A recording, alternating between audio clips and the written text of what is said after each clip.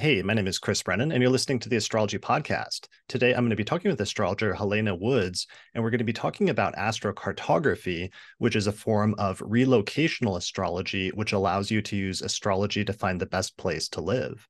So, hey, Helena, thanks for joining me. Yeah, so I'm such a magical opportunity to speak with you, Chris. Yeah, I really like your work. You've been really killing it with like a YouTube channel over the past while where you really focus on specializing on astrocartography and relocational astrology. And I really love your work. So I thought it would be a great opportunity to collaborate and put together an episode on this topic together. Yeah. Oh, this is so exciting. I'm so passionate about this, and this work is so valuable and such an important tool. And I'm excited to share this with your community. Cool. All right. So to give people the highlights of what we're going to be talking about in this, let's say, 2 hour episode really quickly, did I describe it correctly? We're talking about astrocartography, which is a form of relocational astrology. And the basic premise is that there's different places on Earth that are going to accent your chart, your birth chart, in different ways. Yeah. Jim Lewis created this maps system, and basically it's this idea of we're existing everywhere all at once on the map in the world, and by moving you connect and bring to light an aspect of consciousness that's in your birth chart. And so by traveling or moving or going to these different places, we're really connecting with the same essence of us, but in a new way. We're exploring it in a new way. That's brilliant. I love that. So there's this idea that there's some parts of our chart that aren't as prominent in our birth chart itself, but depending on where you move at different parts in the world, you can actually change your chart and change the birth location to whatever that new city is in the world. And it will turn the chart and turn the houses and put different planets on the angles of the chart, which is the ascendant and midheaven and descendant and IC. Yeah, yeah, and it's all based on angles. The entire map that he created was based on, which planets were on which angle when the sun was rising, where was that happening in the world at birth versus where was the sun setting at a different part in the world. And so instead of looking at charts, which we look at relocated charts as well, but it's based on a visual map showing where the planets were angular in the different parts of the world. Okay, awesome. So, just to give people like a visual preview, so here's just the chart from astro.com, which you can find for free by going to their Astro Click travel section. And it will just show you these planet lines that run through different cities or different parts of the world. And it's really cool because you can use it to study how your chart changes and shifts in different parts of the world or how it emphasizes different parts of the chart in different ways. Yeah, it's such an amazing tool. And it really can shift, lives and exploring different aspects of the life and, connecting with different people in parts of the world or having opportunities with different, career. There's so many things you can activate just by traveling to places. Cool. All right. Well, so let's maybe introduce you to my audience. This is your first time on the podcast and talk a little bit about your background because you're so passionate about this topic that you've actually been like traveling around the world to different astrocartography lines to see how different lines work for you in different places, right? Yeah, it's amazing. So I moved to France 5 years ago, and I've always loved astrology, but it was in France when I moved from the US to France that I learned about astrocartography. And I saw and experienced in my own life how the experience can be so different in how you activate certain themes in your life that you maybe wouldn't have if you had stayed in the same place. And so I started exploring this and traveling a lot, and now I'm on a mission to explore all of my lines, and timing it with transits and progressions, for the next few years to see what is coming, what is bringing to light the external but also the internal. And yes, I'm living this now. I'm currently in Tallinn, Estonia at the moment, exactly on my Jupiter descendant line. And I'm on a cool writing latitude at the moment. So I've been really utilizing the energy well here. And I live on a great line in France. I found my home in France on a beautiful home line. And yes, I'm excited to see where, my travels take me and what comes to light with all of these places. Brilliant. That sounds like so much fun. And yeah, from a very early stage in my studies. I studied astrology for a few years as well, and then I started moving around first to go to school and then to study at a translation project. And I ended up jumping from like major line to major line in my chart, as well as eventually once I started lecturing and stuff, I started traveling different parts of the world. And I always found my astrocartography lines to be very descriptive of the types of experiences I would have in those locations, but also the types of like people that I would meet sometimes, or at least interactions that I would have with like major relationships or business things and other things like that. So it's always been a really compelling technique to me. And I think that's most people's experience, that this actually works surprisingly well. Like you, not that you wouldn't think that it would at first, but it's actually striking once you try it out in your own chart and see some of those major lines, like how compelling it is. Oh, yeah. I mean, you can see that for people who find their spouse or their best friends or their clients. A lot of their clients, people who have businesses, they'll come from a certain descendant line or a certain area. And so relationships are a big thing, connecting with people, also exploring the sense of self. Yeah, there's so many ways that you can use this. For sure, for sure. All right. Well, let's talk a little bit first at the very beginning, which you already touched on, about the history and some of the basic premise.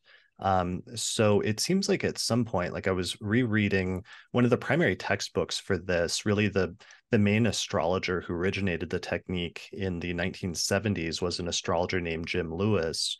And he wrote a book titled The Psychology of Astrocartography. And it seems like that's really one of the main books on this topic, right? Yeah, yeah, it's the kind of like a cookbook style of what does it mean when you go to certain lines on certain angles, whether it relocates to a certain house. It's an amazing book that has it's kind of like a go-to book for anyone who wants to dive into this. Is like this, it's like a manual to tell you what each thing means. Okay, brilliant. And it seems like he, from what I was reading in the book, he developed the technique originally in the 1970s, and he was actually drawing out these lines by hand, like on charts, back then manually. And it was something that people could like write in for to get their astrocartography chart. And it slowly sort of took off as a technique until the late 20th century, like the 1990s and 2000s. I know it was integrated into astro.com where everybody could use it for free. And it seemed like everyone became very familiar with it from that point forward. Yeah, yeah, and it's interesting because Jim Lewis, he created the maps in the 70s, but he was really inspired by Donald Bradley in the 1950s. Donald Bradley was making charts on political and mundane astrology. And so he, Jim Lewis met him and, was really inspired. And then, he experiences in his own life of having, going to a Mars line and having certain themes keep coming up for him. And he was like, there's something to this. And so in the 70s, he, created the maps. Okay, brilliant. Yeah, and that's something I was curious about, a little bit of the history, where it seemed like in the foreword to the book that Ken Irving wrote for Jim Lewis's book, that they said that there were some earlier like traces of this that Jim Lewis may not have been like fully aware of, like Bradley's work Mhm. on it. It wasn't necessarily clear, but that really Jim Lewis was the one who pioneered it and sort of made it a popularized technique, or he popularized the technique for sure, as well as Yeah. innovated with some of the application of it to natal charts and to using it in that way so that people could study their personal lines all over the world. Yeah. It's brilliant. Brilliant. Cool. All right. And Jim Lewis, unfortunately, sadly passed away like prematurely in the Mm. 1990s. And it sounds like that book was actually published. He died in 1995.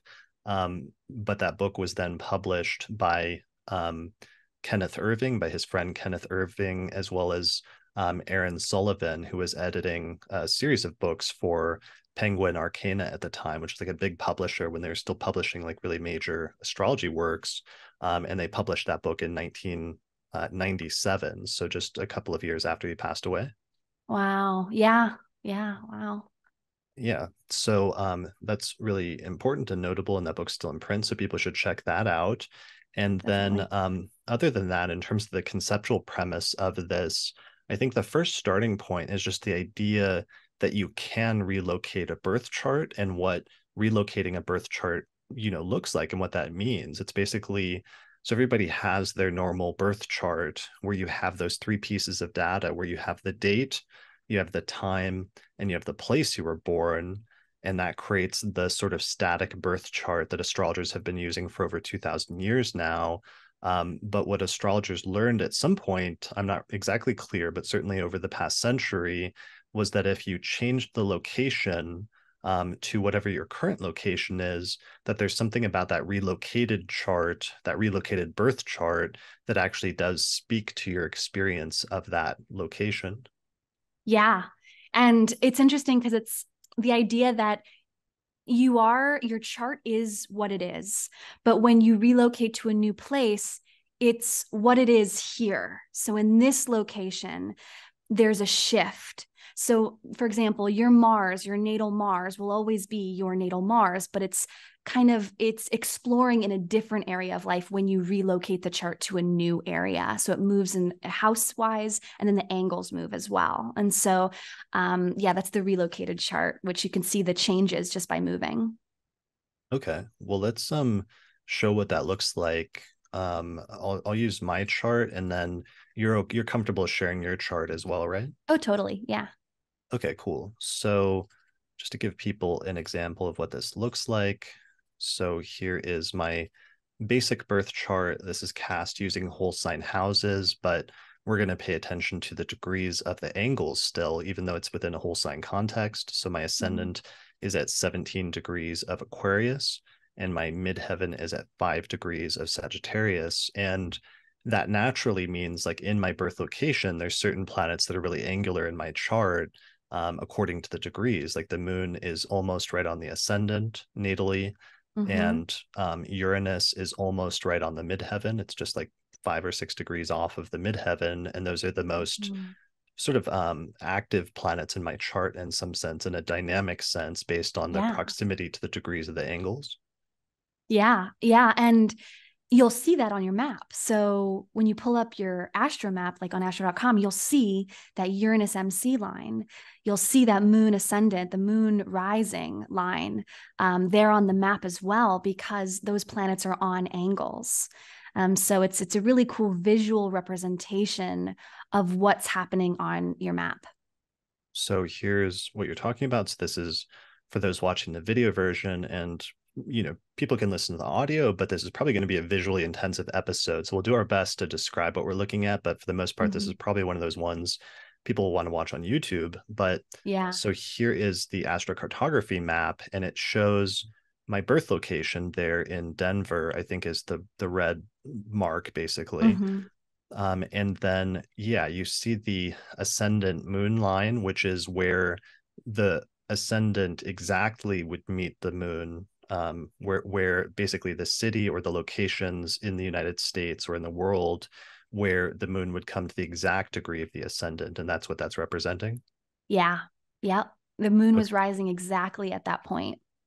got it. Okay. And that's because it was like 4 or 5 degrees off from being exact in my actual birth chart itself. Yeah. And so and this is based on degrees. So, Jim Lewis used 8-degree orbs, 7-degree orbs. So we're looking at 700 miles of a distance. So the closer you are to a degree on an angle with a planet, the closer that line would be. And the more active and potent that energy would be, the closer you are to it.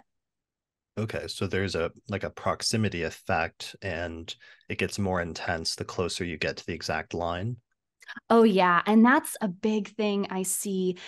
A lot of people think I don't have a line here, so that means there's no energy here. This is an important place for me in the world because there's not a line going exactly through this area.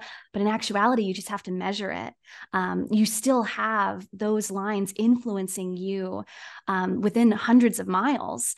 But the closer you are, the more intense it is, and it's like turning up the power all the way up on a planet. But you're still within orb, even if you don't have that line directly, even within 100 miles, 200 miles, you're still within orb.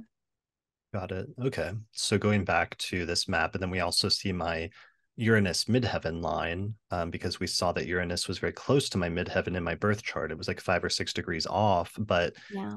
if you were to move east of Denver, basically, that's where you would hit the exact Uranus midheaven line. It runs through basically like Kansas, which is the state like just adjacent to Colorado. Mm-hmm. Mm-hmm. Cool. All right. So there's the Uranus MC. And then one last thing I want to show also is so there's other lines, of course, which when you start getting further away from your birth location, which start bringing planets that were not natally very close to angles in the birth chart, it brings them right to the degrees of the angles. And that's what the rest of the lines are basically indicated in the chart. So, for example, here's the um, one of my lines that I moved to when I first left home was I moved to Seattle to go to school, to go to Kepler College, basically to study astrology. And my Saturn midheaven line runs right through Seattle. Wow. So That's wow. Yeah. And how did you feel when you were there at school? Was it very, studious? I'm guessing with Saturn. yeah, Um, well, ironically, what's funny about that was it was actually very like isolating, sort of lonely year in this like yeah. rainy city because it was during the winter in Seattle. So it's like very overcast. I didn't have a lot of social connections out there because it was like an online school. And I went there Mhm. to be have access to the library. So it was a very Saturn type year in terms of being isolated from like my family or friends I grew up with for the first time, moving to a different city for the first time, and I was also like very broke and like scraping by. And sometimes I would like have to choose between like getting dinner that night or buying groceries versus like there was this really good Ibn Ezra book that I wanted to buy one time that was like $20 at the local astrology bookstore. And I like got the book instead of the food. So that was there was like a negative Saturn experience. But then interestingly, that was when I also famously at Kepler College in the second year, I took 202, where Demetra George and Dennis Harness were teaching an introduction to Hellenistic and Vedic astrology at the same time. And I famously protested because I didn't want to take I went there to study like modern astrology and study like astrocartography and like outer planets and other stuff like that. And Yeah. I didn't want to study ancient astrology because I thought it was outdated and not useful. But then they basically said, tough, like you can't get out of it, take the course. So I did, and I ended up loving it. And then famously became super fascinated with ancient astrology at that point, and that became my thing, which I found on my Saturn MC line. Um, Oh, so that's pretty good. It's pretty oh, good. and Saturn's so enduring. It's like when I see clients who, live on a Saturn MC, it's like the work they do there can have such longevity. It's so enduring work. It stands the test of time. It's something that they do 20 years from now, or if they make investments or start a business on a Saturn MC, it's like that thing that they started, they'll still be doing it 30 years from now. And there's still the rewards that come from the time element of putting in the time and the dedication to something. That is so cool. Saturn MC lines can be very successful for people, but there is that isolation, the hard work. There's a lot of that coldness of Saturn too. Yeah, for sure. Um, so in terms of the relocated chart, so what we're doing there is we're basically using my same like date and time, but we're just setting the location for Seattle, right? Yeah. And so you're changing the location, and you can do that, in software like Astro Gold, any software, even astro.com. And when you adjust the location, the time will shift too. So Seattle, that time zone will shift. So the time will shift and the location will shift. And when you do that, there should be, a lot of changes with the angles, and then the houses can shift as well.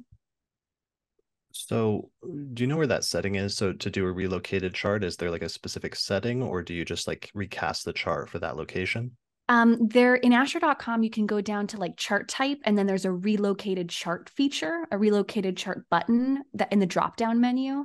In Astro Gold, there is a relocation option as well. But all softwares will have like a relocation subsidiary chart that Okay. you can use it, and it'll automatically adjust all the time and everything.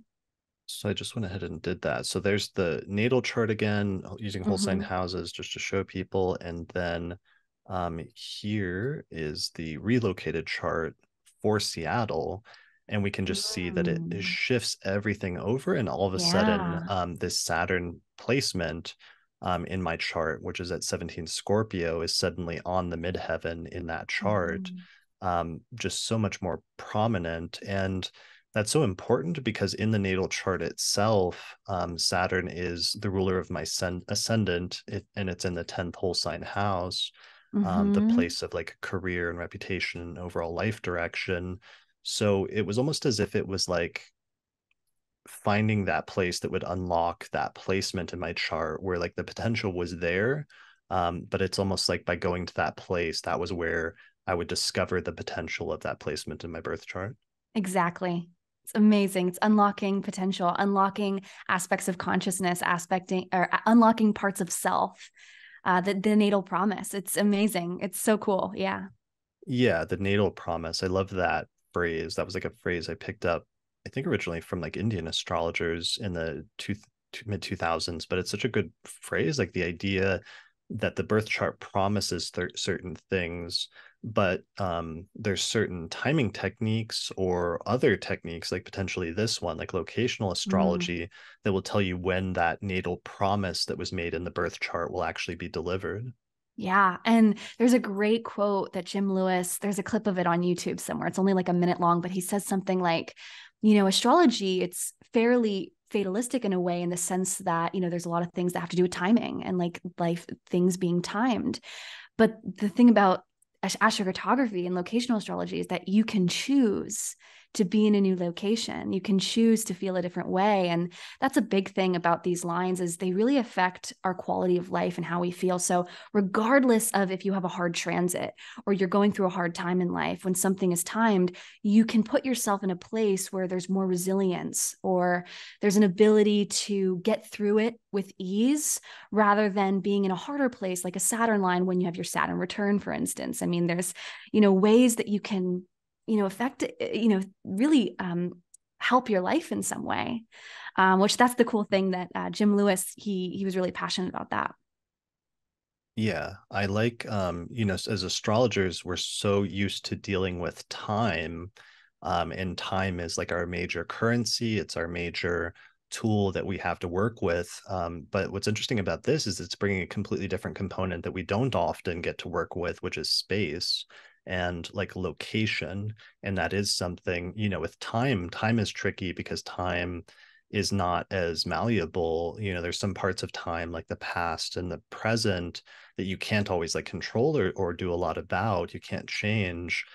Even some things about the future, at least in terms of like, that a certain transit is going to be happening on this day 20 years from now, and like that's going to happen like one way or another, that transit, because it's like the planets are on that course and they can't really be moved, at least from an astronomical standpoint.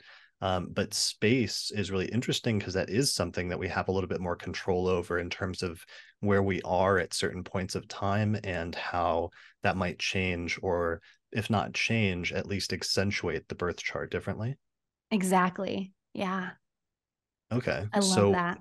and that's actually an interesting point about accentuation. That was one of the things that seems like astrocartography does, is it seems like it accentuates different parts of the chart in different ways, but it seems like it doesn't really override or completely change the basic birth chart itself, right? Yeah. The birth chart is always fixed, but we can bring in other elements within the birth chart to prominence. So other pieces of our natal promise come to, they're more direct, they're more kind of in your face, they come up to light in a way. And there's that freedom of choice in choosing which planetary archetype, which theme in the birth chart do we want to bring more out. Okay, that makes sense. Well, that's good to know just in terms of setting expectations. All right. So, I mean, I have a couple other parts of how my other lines have worked out, but I don't know whether to like go into that to wrap that up in terms of my story, or whether to talk about like other examples or talk about your experiences so far. Oh yeah, I'd love to share my story because it's so specific and literal. Um, yeah. Okay. Yeah, so I was born on a Leo moon MC line, so right on a moon MC line. And um, What's your birth data? my birth information. Just for the record. May 17th, 1994, 6:32 p.m. Poway, California. Okay. So you have 13 Scorpio rising. Yeah. Mm-hmm. Cool. All right. Yeah. So 13 Scorpio rising, your Jupiter's at like 7 Scorpio near the ascendant. Just for the audio listeners, the sun is at 26 Taurus and the moon is at 21 Leo. Mm-hmm. Yeah. And so I was born smack dab on that moon MC line, um, right through my town where I was born in the San Diego area. And so that Leo moon, I grew up an actress. I grew up an entertainer that I had this deep desire, this emotional like need to be on stage, to be an actress, to be seen. And you could see, Leo moon on the MC, we're connecting the moon story of needs, desires, emotional nourishment, what you need to receive. And it's on the MC, which is a high point of visibility, the desire to be public, and then the Leo element flavoring that. And then the Jupiter on the ascendant, the main story is really that moon MC because it was going straight through my town. So when we're seeing a line going right through a place, that energy is magnified as kind of like the main thing. But then we also have the Jupiter ascendant coming through, which is just, Jupiter and Scorpio on the ascendant, the desire to seek truth, to seek, knowledge and something deeper, the spiritual quest that I was on as a teenager. So that was a big theme. When I moved to New York, I moved to New York City. Oh yeah, there's the map. So here's So they can your see. astrocartography map, and there's the moon MC line, which runs right through part of the like southern part of California. Mm-hmm. Yeah. And so that moon MC was big. The Jupiter ascendant, I'm getting hints of that. Even though the Jupiter ascendant, the Jupiter rising line is going through San Jose, I'm still getting that in San Diego. But when I was 18, I packed my bags and I moved to New York City to try acting and to do the whole New York City stage thing. I lived there for 5 years, and it was actually a year or two in that I realized I didn't want to do acting anymore. And a big story of my life when I was in New York was relationships and dating and my social life and my friendships. I ended up meeting my husband there in New York City. And it's so interesting because he has his Mercury ascendant line going right through that area. So my Mercury descendants there, descendant being others, what comes from others, projections from others, reflections of others. There's a theme of other people, the descendant coming into focus. And Mercury, and he is a Mercury, he's got Mercury on the ascendant in his chart and it's going through there. So that was a big part of my story, was New York, was meeting my husband and connections with people. I built a client relationship business, client business. So that was a big part of my story there. I also had a That's book published that's by really a publisher there. so your husband has Mercury on the ascendant. Mm-hmm. That's really good striking point, because that's something I see come up a lot as well, which is that sometimes when you move to a line, you'll meet people that actually have that planet prominent in their chart in some way. Yeah. Yeah. So And that's that's like a so common thing. cool. Yeah, Yeah, I see that all the time with client charts is one person will have that descendant line going through an area and then the other person will have the same planet but on the ascendant. right. That's wild. That's really magical. Like that's when it gets Oh, like really sort of trippy part of astrology, I think, at that point when you start seeing that stuff happen. So and then you said you also got a book published there? yeah, in Florida, that Mercury descendant is going straight through Florida. And at that point in the Miami area, I had just a publisher reach out and publish a book of mine called Slow Living. And it was, yeah, right there.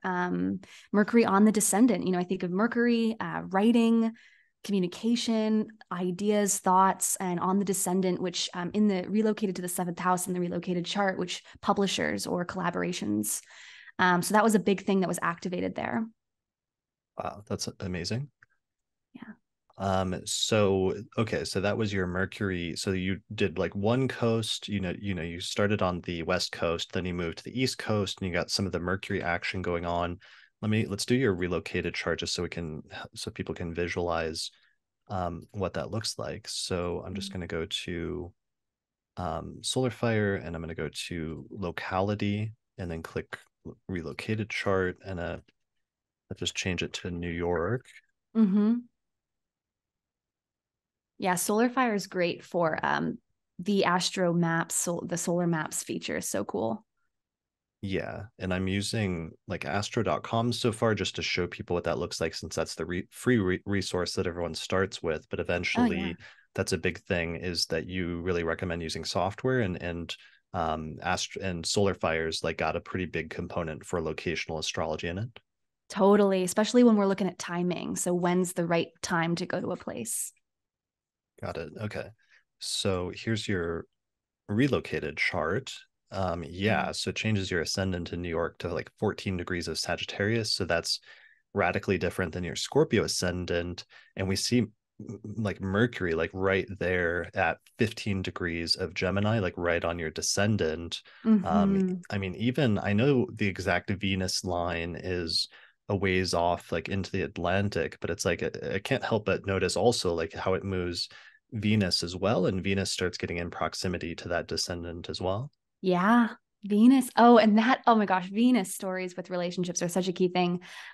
So many cool examples, like when the other person in the relationship has that Venus line where that person was born, like John Lennon and Yoko Ono, they each were born with the other person's Venus line. So cool to see Venus placements in relationship with Wow, astrocartography.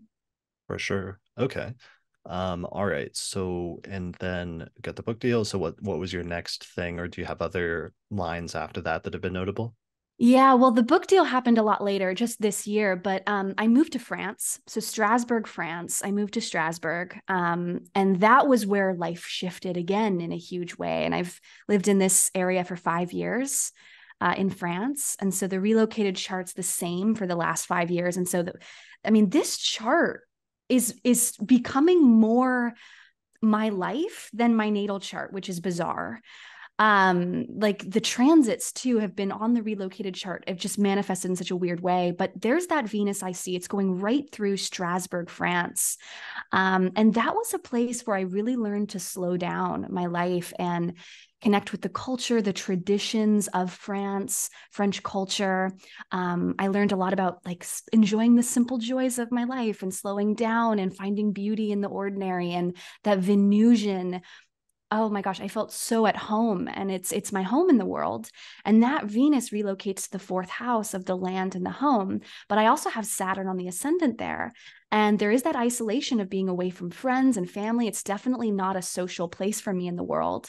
But Saturn has actually been a benefit for me. The thinking of time, the thinking of, getting my life in order, routines, rituals, all of those things, that Saturn ascendant has really helped me mature in my life that I don't think I otherwise would have experienced as being so close to that Saturn line.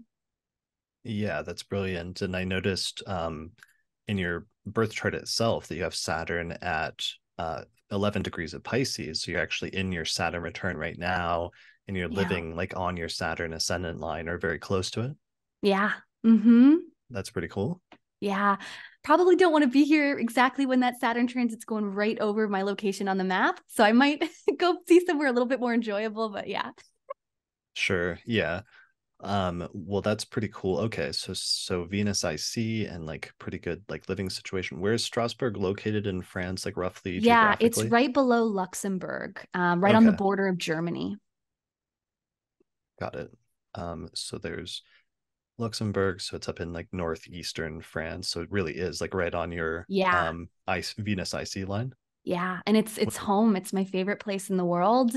I've Was never that felt a sense of home before, and it's yeah, right there in the IC. was that deliberate? Like, or did you just end up there on your IC line accidentally? Yeah, I ended up there because my husband got a job teaching English there in Strasbourg, and so it took us there. And then I learned about astrocartography, actually, and got more deeply into astrology since moving here. And it's interesting because the ruler of myself and the ruler of my career is all connected to the ninth house when we relocate that chart. So a lot of things got activated just by moving here. Okay, let me relocate that just to see. I gotta see this. Okay, there it is. Sorry, I was not expecting. Okay, there we go. So Yeah. this is your relocated chart. Does this look right? Yep. Mm-hmm. That's right.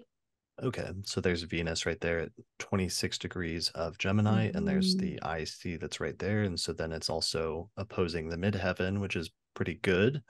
Mm-hmm. And we see Saturn is above the ascendant quite a bit because you're not exactly on the Saturn line, but your new ascendant is at 22 Pisces and your Saturn is at 11 Pisces.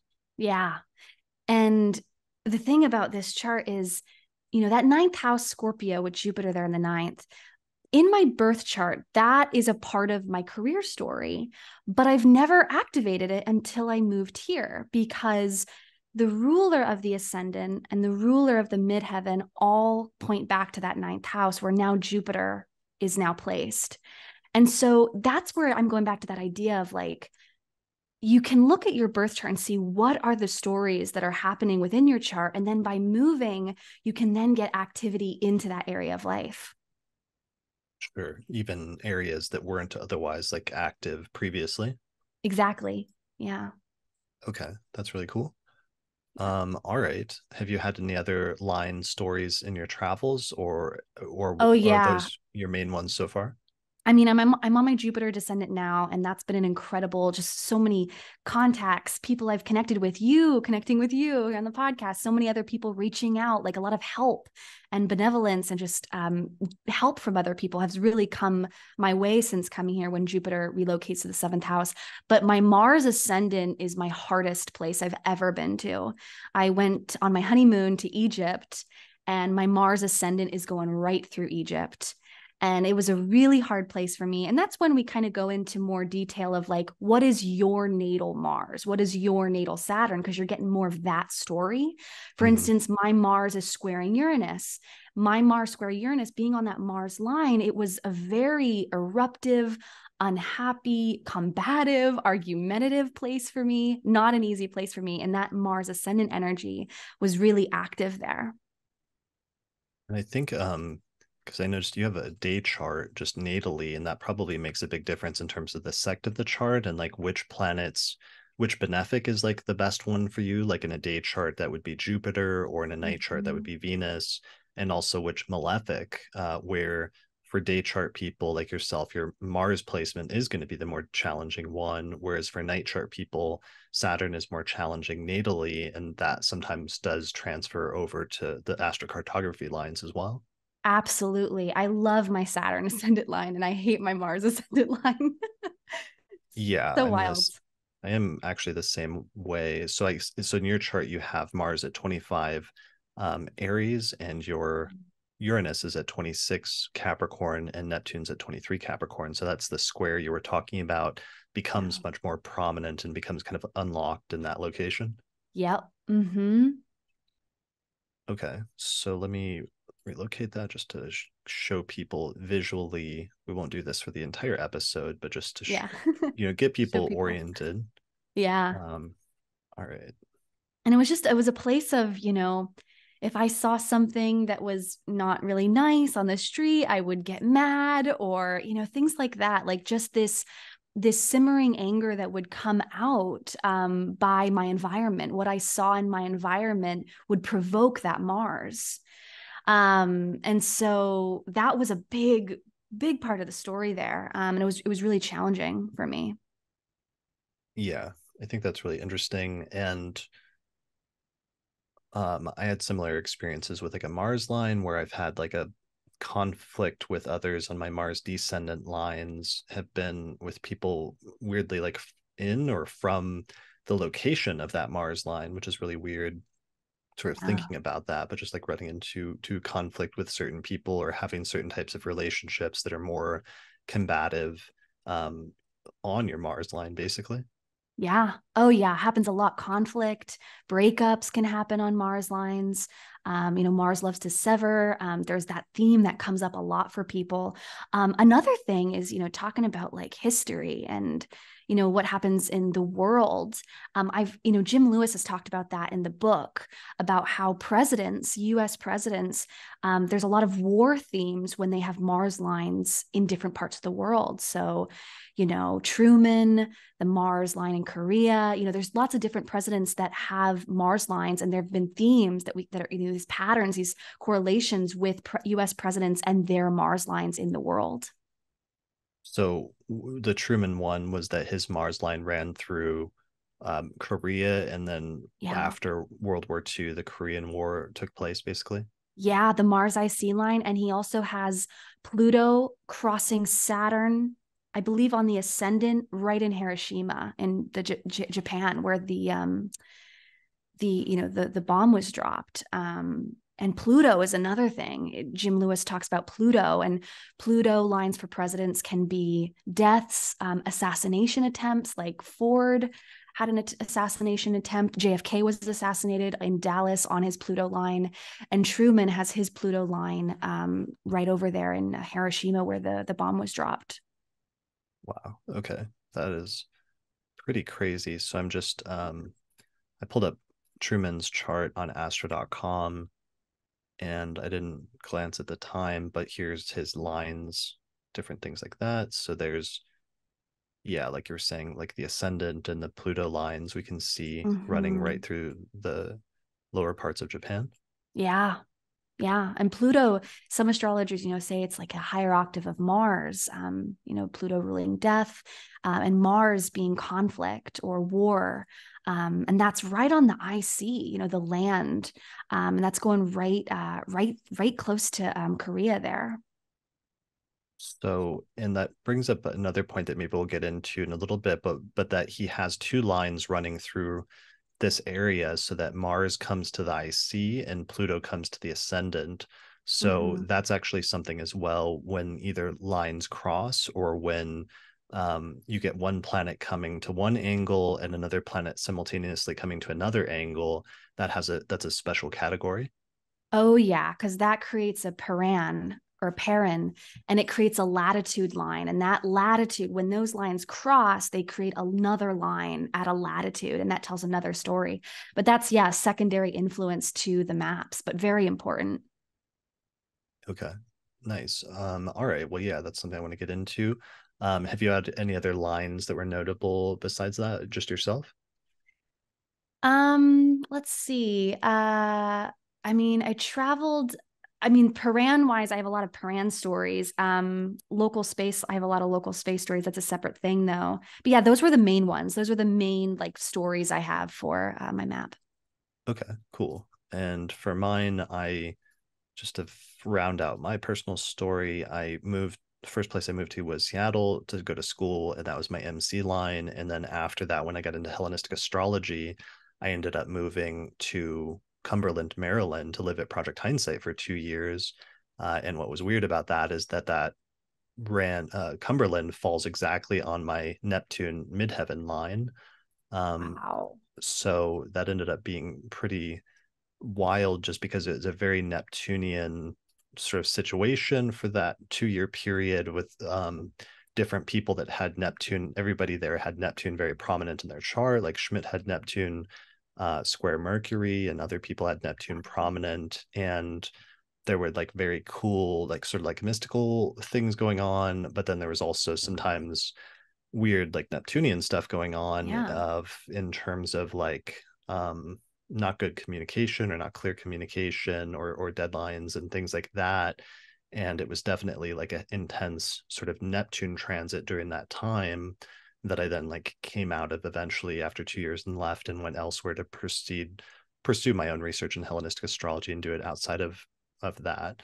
But it was interesting having that experience of going from like a Saturn midheaven line all the way to a Neptune midheaven line and just like the contrast.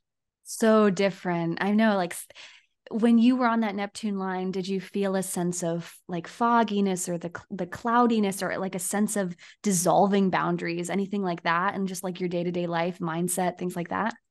Yeah, I have this funny anecdote I've told a few times in the podcast before, but I just remember picking up my friend Nick Diggin Best from the airport one time, and we were driving back to Cumberland, and I was explaining to him, I was like, "Yeah, I don't know what this Neptune transits are about right now, because Neptune was also transiting over my ascendant at the Wow. time," and he burst out laughing because like we were driving like in a fog storm, and we could barely see, and we're driving back into Cumberland, and it was just a perfect metaphor for that because there were definitely some very good things, but there's also some kind of like culty type things at the same time. And Yeah.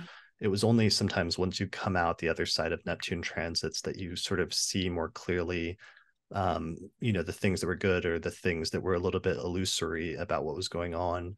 And I think that was part of it for me as well. Oh, that is so cool. Wow. It's so literal. Yeah, it's very literal. So that's why I've always been a big fan of astrocartography lines, just because I've had those personal experiences that were very visceral at very distinctive points in my life where my memory of those places actually matches archetypally like what those lines are supposed to symbolize. Yeah. So Wow. yeah, I think both of us have really good personal examples then. So that's pretty Yeah. good. And I'm glad we did that. Yeah. Where should we move from here? Are there any other like foundational things we haven't set up, or do you want to jump into other concepts or specific example charts? Yeah, I'd love to talk about Kim Kardashian's chart, but I do want to discuss Paran's a little bit because that's such a huge make it or break it kind of thing when we're talking about place. Um, and you can't really see them on astro.com. They're invisible. You have to click around or click the little show details on the upper right hand corner on astro.com, and that'll show you the latitude crossings, which are parents. Um, and latitude crossings are latitude lines. They're basically lines that go across the globe at a latitude, at exactly that point of intersection when two angular lines cross. And they have a radius of about 70 miles. So 70 miles north and 70 miles south. But that's when we're getting a combination of two planets.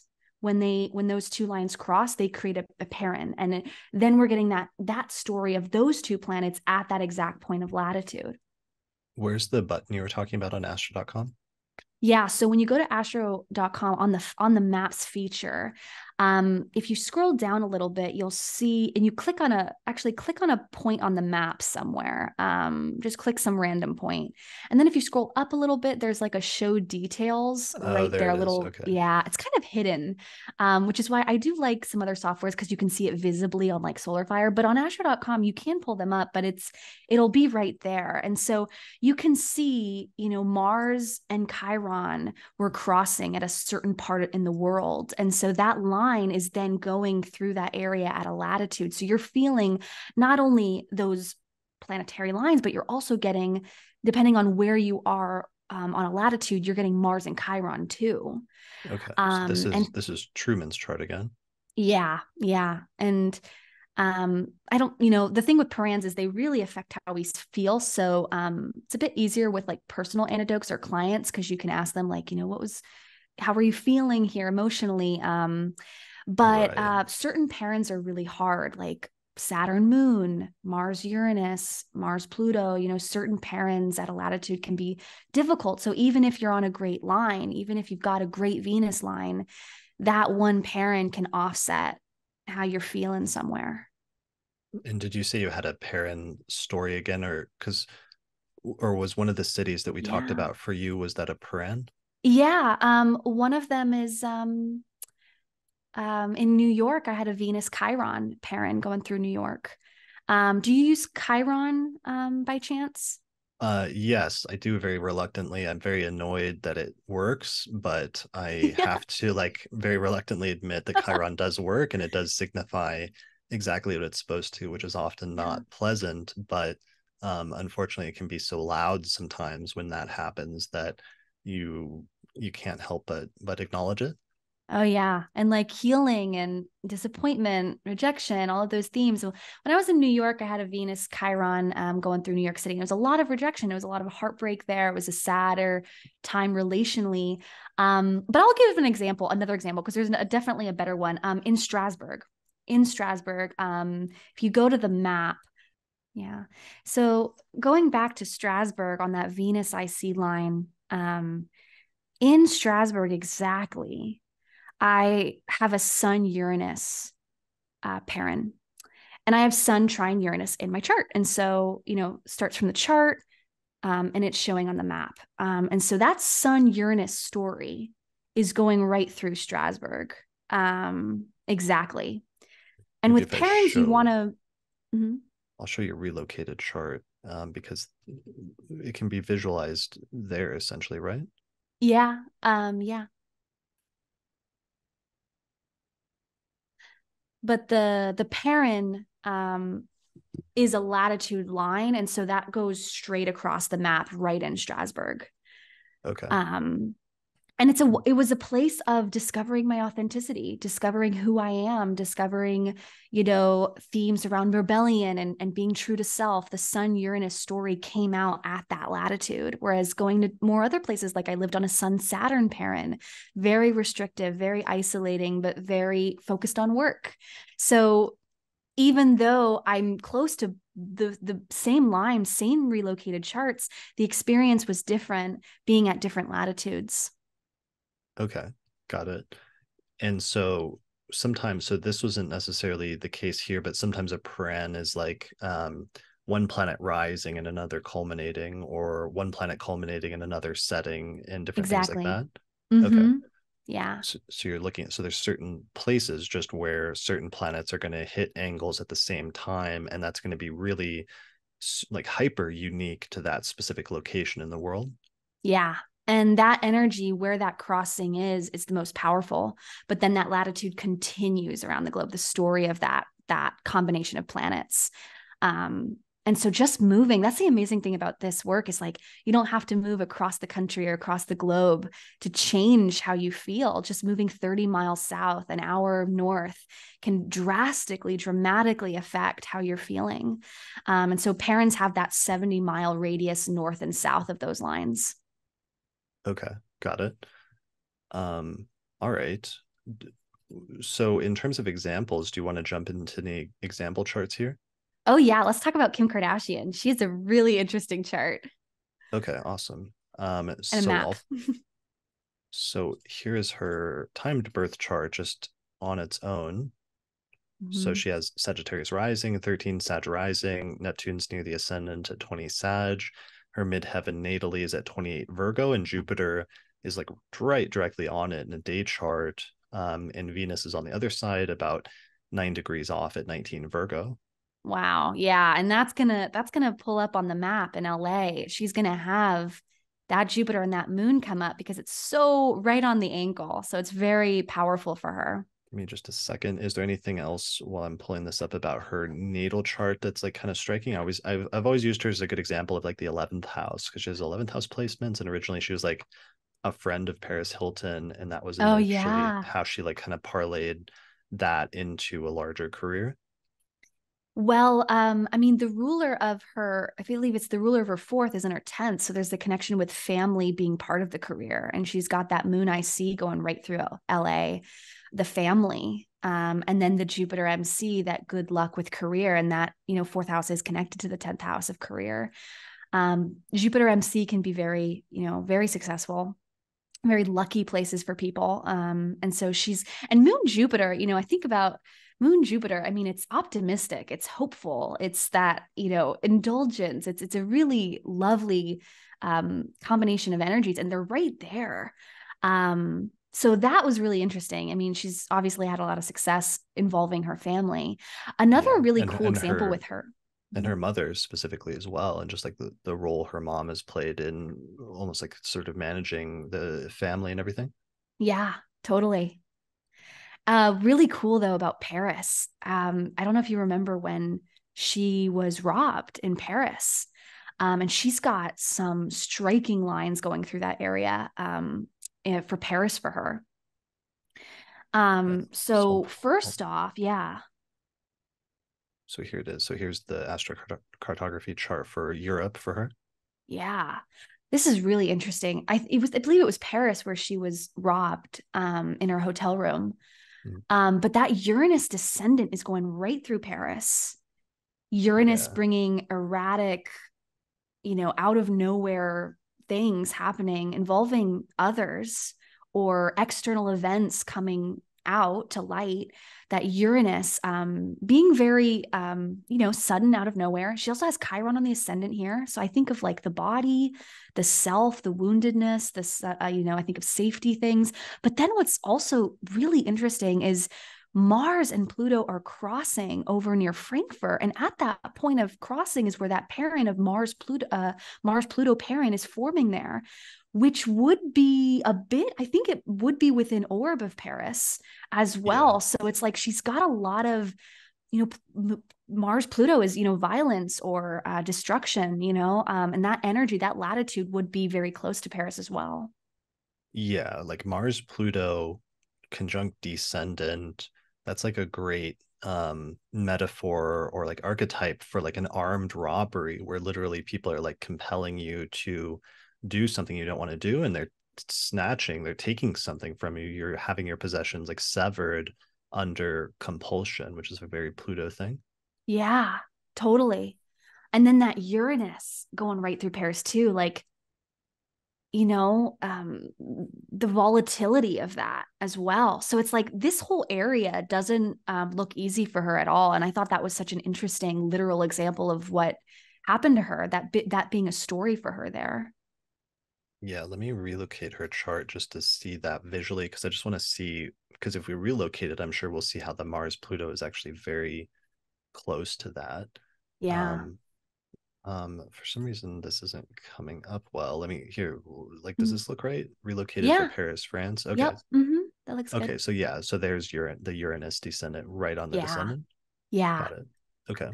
Um, yeah, it's right there. So it's very exact because that Uranus is right on the descendant at that angle. So that's showing up on the map. Chiron's on her ascendant. Um, Yeah, so that's pretty striking. So it's just like yeah. sometimes difficult experiences you have in different parts of the world. And that doesn't mean, I mean, that it's always like across the board negative experiences or that you can't go to certain parts of the world. I don't think necessarily. It just means sometimes the archetype of that planet will be more prominent. And if that's a challenging part of your chart, then sometimes that can lend itself to sometimes challenging experiences. Yeah, especially with timing, that's the other component is when you've got a hard transit or like it's a hard time in your chart, and then you go to a hard line on top of that or a difficult area, it's just bringing that more. Hmm. Okay. That makes sense. Okay, so that's a good example for her. Did you have anything else for Kim Kardashian's chart? That was it for Kim Kardashian. Yeah. Okay, cool. Um, there was some, wasn't there one? Didn't you say like Hillary Clinton had a good one? Yeah, Hillary Clinton, she has her Jupiter descendant going right through where she married Bill. Wow. Jupiter descendant. Yeah, I see that so often with clients is descendant lines. Jupiter descendant, big for marriage, big for ceremonies involving others. Jupiter descendant lines, but she's got Hillary Clinton has a Jupiter descendant going right through where she got married. Um, yeah. Let me pull that up. So here's what that looks like on astro.com. Uh, And yeah, we just see that Jupiter line, Jupiter descendant line, which is pink on astro.com, just mm, like running through this whole part of the country. yeah. Mm-hmm. Really So interesting. were they married in, was it in Arkansas? Yeah, I believe it was. I was just looking up to see where it was that she got married. Yeah, in their living room in Arkansas. Yeah. Nice. Yeah, we just see it running like right through Arkansas. Mm-hmm. That's a Nice. common thing I see a lot for people is that descendant line, specifically Jupiter descendant. Okay. That's super cool. And then, so that's obviously like romantically really important for her, but even in terms of like her career and stuff, and just like, you know, the work they did together politically, um, first with him in the White House, and then eventually her pursuing her career, after he was president. That's really striking. Yeah. Yeah, definitely. Cool. All right. What are some other good examples? Well, Olivia Rodrigo, she has a moon on her MC going right through LA. She also has an interesting Venus Chiron Paran there, which is, dealing with heartbreak, um, relationship wounds. That's a big part of her story, being known for that. The heart, the emotions really being seen by the public in that light in LA. Here we go. This is her chart, and she was Mm. born. I'm not sure what was her location again. Oh, she was born in Los Angeles. Yeah, I think it was Murrieta, California. Yeah. Got it. Okay, there it is. Mm-hmm. And what were the lines we're talking about again? Yeah, well, she's on the moon MC. I believe she has a Libra moon, and then she has a Venus Chiron Paran that's just right within orb of LA. Um, I believe if you go a little, I think it's a little bit north of LA. So if you click around and then add that show details, you'll be able to see it pop up. The thing about astro.com is you can't measure the distance. Like there's no measurement tool. And a measurement tool is so important for getting the precision of the distance. Mhm. But yeah, she does have that Venus Chiron within orb. I think it's like 40 miles off of LA. There it is. It says so crossing Venus Chiron is what it comes up as. Then you can Mm-hmm. click it and it has a little delineation. Yep. Mm-hmm. Okay. It says this crossing confronts you with profound questions about partnerships and love. For those not familiar with her, like how does that match her again? Yeah, well, she's really known in the public for just speaking with such or singing, and her lyrics, her writing, her career, her persona is all about heartbreak and being emotional and vulnerable in terms of relationships. She's a lot of her love songs are about heartbreak and getting rejected or problems with that. And she's created this like mass like following of people who love that of what she does. And so that vulnerability of leading with the heart openly in the public eye, and then also the wounds that come from love themes, it's a huge part of her career and her music. Mm, okay. That's really cool. So I'm just looking at our list and some of the other examples that we meant to go through today. Are there any that are good demonstrations of themes that we haven't talked about yet? um Well, Donald Trump was a good example of the Mars ascendant line, the Mars line in DC. He's got that going right through Washington, DC. But we've already talked about the Mars lines. Trying to think I of some mean, other people that are really interesting. Oh, Zelda Fitzgerald. what was Trump's Um, thing is just that he has his Mars descendant line goes through Washington, D.C. I think it was her. Yeah, his Mars ascendant. Mars Oh, is us. rising in DC area. Got it. So it brings that Mars, which is already super close to the ascendant, like right to the degree of the ascendant. Yep. Okay, Mm-hmm. that's interesting. Yeah. And he Um, also has a Mars lunar node in DC as well. So it's so Martian in that area for him. okay, nice. And then what was the other one you mentioned? Zelda Fitzgerald? Yeah, Zelda Fitzgerald, she's an author, and she was the wife of F. Scott Fitzgerald, who was the famous author who wrote Great Gatsby and um, what else did he write? Yeah, a bunch of books, amazing books. But she was his wife, and when she moved to Paris, she activated a lot of career themes for her there. She was always kind of known as his wife and kind of behind the scenes. She was the original flapper in the jazz age in the 1920s. But moving to Paris was really big for her because she became an author. She started working professionally as a writer. And she also, became really obsessed with becoming a ballet dancer when she was 27. That solar energy of the sun, our willpower, our vitality, our goals, our aspirations, but also like our mission statement on the MC at the highest point of visibility. I mean, this was a place where she got really into her career and she became obsessed with being public and being a career minded person. It was in Paris. And I thought that was really interesting. Wow, that's brilliant. Yeah, and we see Paris is right there, and we see that Sun MC line. So that's a really good illustration. Also, there's been a few of those so far, but just to give you an illustration that the lines, while sometimes like in my instance or some of your instances, if there's a city that's like right on a line that can be peak intensity, even like being in the vicinity of a line means that that planet is coming into prominence in your chart and you're still going to feel that line even if the city's not like directly on it. Exactly. Yeah. That looks about a medium strength. About 150 miles is an intense strength. And then 150 to about 300 is like a medium orb. And then once we get to like 350, it starts weakening a lot. Got it. Okay, so that's good to know that there's sort of like orbs of intensity for these lines, just like aspect lines. Yeah. Mm-hmm. Yeah. A Cool. lot of people will say, like I see online, some people will be like, oh, but I don't want to move to the middle of the ocean because I've got a line, in the middle of the Atlantic. And it's like, oh no, you'll still feel it in Portugal. It's just, a medium strength. Yeah, yeah, that makes sense. Yeah. All right. Was there anything else with her chart, or was that good for her? Yeah, that was good for her. Okay. Cool. And you had one for either Walt Disney or F. Scott Fitzgerald himself? Yeah, F. Scott Fitzgerald. Yeah, he was in New York. He has an interesting story. His Jupiter and Pluto are crossing in New York, which Jupiter, Pluto is can be success. And he has that energy there. He also has a Neptune line close by. Obviously, a big part of F. Scott Fitzgerald's life was addiction and alcoholism and abuse of alcohol, and a lot of that was a big part of the story for him in New York. And he lived in Connecticut as well.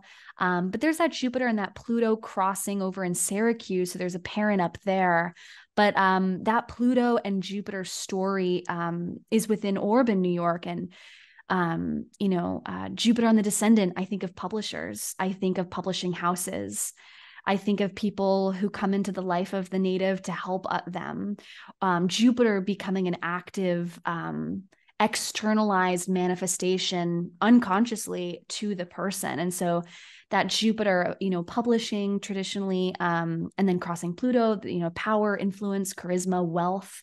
Jupiter Pluto can be a wealth symbol. And so that he was very wealthy living in New York City, very extravagant, over the top lifestyle. But that Neptune, so close by in Cape Cod, there is that story of Neptune on the IC with Mars, that kind of muddled, stuck in the mud energy that's also, in the orb there, living in New York.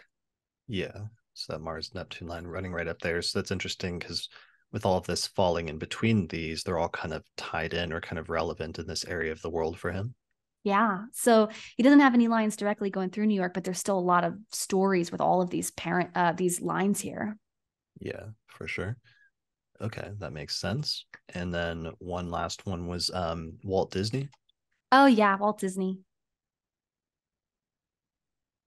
What his chart? What's the good about Walt Disney's chart? Yeah. Well, he lived on a Pluto MC line for a long time. And I think of Pluto, one of the themes of Pluto being like myth, or the darkness of fairy tales, the darker lessons in mythology and fairy tales. And he lived on that Pluto line in Pluto MC in Kansas City and Marceline, Missouri, which is actually what Main Street USA and Disneyland is based off of, his childhood there in Marceline.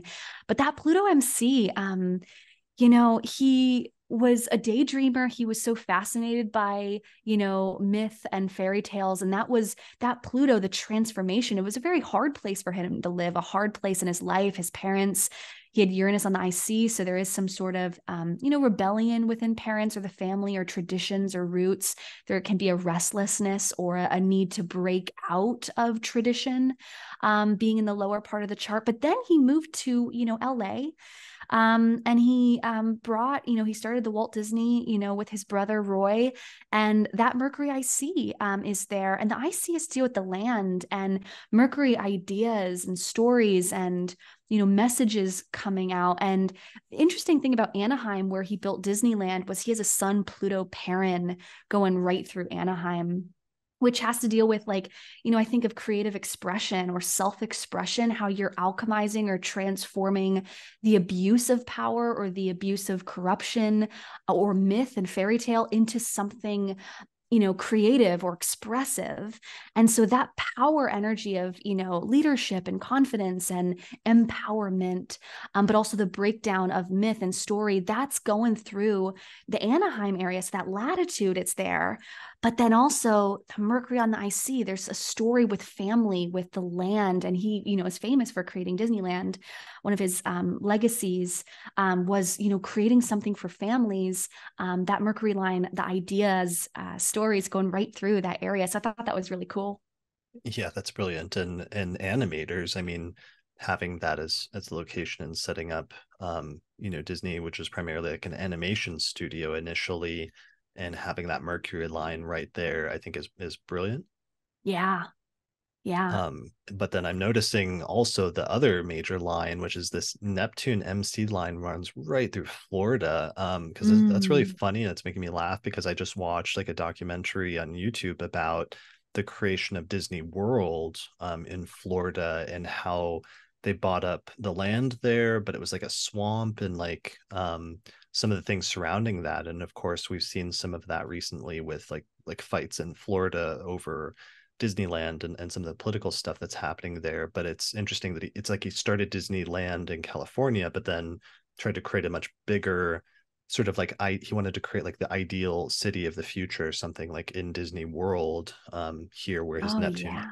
MC line Oh, ran that's through. fat. And Neptune, I think of Neptune as like a dream or like this, this vision of something, dreamy or ethereal or something imaginative. And it's on the MC at the highest point of the chart. So there's something big there about the public with that dream. That's so cool. I didn't even look at that. That's so wild. That's so cool you picked up on that.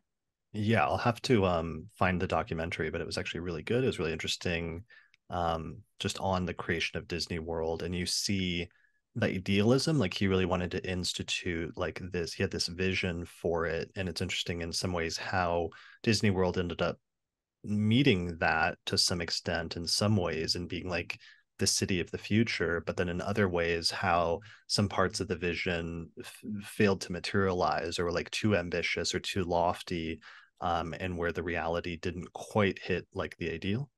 Oh, yeah, totally. Oh, wow. Yeah, absolutely. Cool, that's really cool. I like that. That's a good example. Yeah. The astrology software that we use and recommend here on the podcast is called SolarFire for Windows, which is available for the PC at alabe.com. Use the promo code AP15 to get a 15% discount.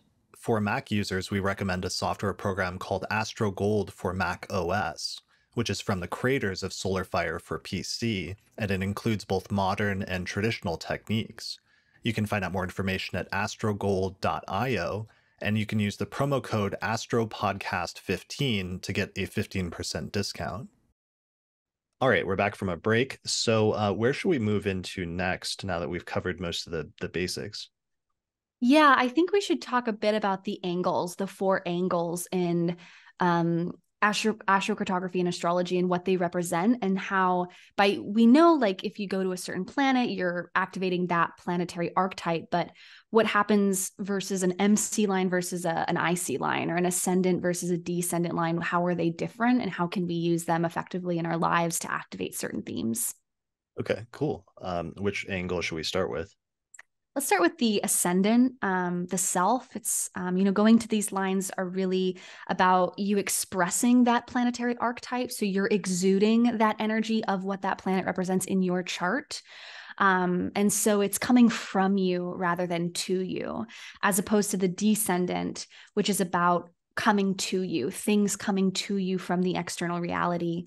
It's also about like, receptivity, influences from outside of you, as well as relationships with people.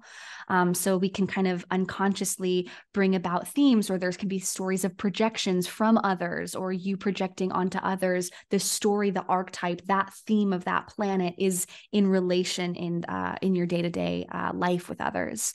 So it kind of is a more external version rather than an internal coming from the self.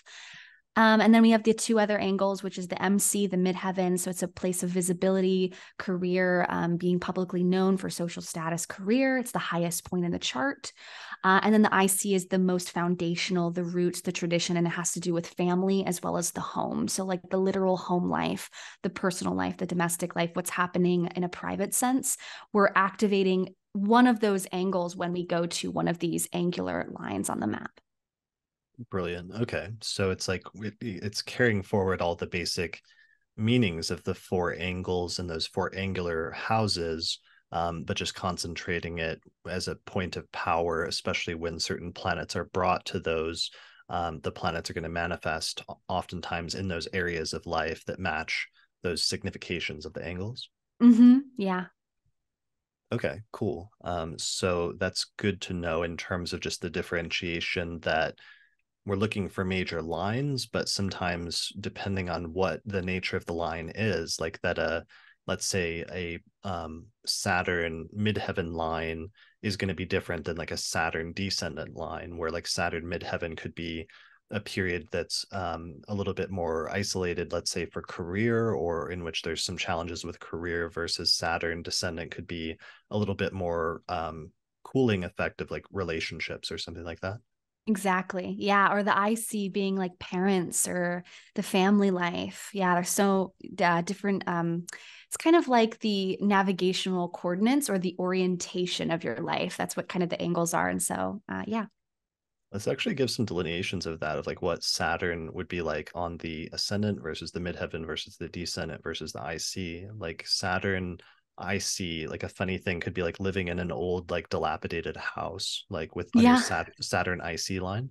Exactly. Or like home maintenance being a drag. There's a lot of commitment to a home project. I've seen a lot of clients like the home literally sucks their money in terms of maintenance or renovations. Also, another thing I see a lot is taking care of parents in old age. Hmm. The obligation, the duty, the responsibility to taking care of the family, even though you might not want to, right? Like, or that Saturnian isolation with that experience. That's another thing with Saturn I see. Okay. What would Saturn ascendant be like? Saturn ascendant is the energy of you emanating Saturn themes. So I think of like thinking about a ticking clock or thinking about time. There's also the sense, physically it can be bones or issues with bones and teeth and the body in age. Um, and there's also that sense of you're embodying Saturn, you're seeing the world through a Saturn lens, which is, time and responsibility. So it's like you're embodying that, you're seeing life through a filter, those sunglasses. The Saturnian energy is kind of coming through from what you're seeing.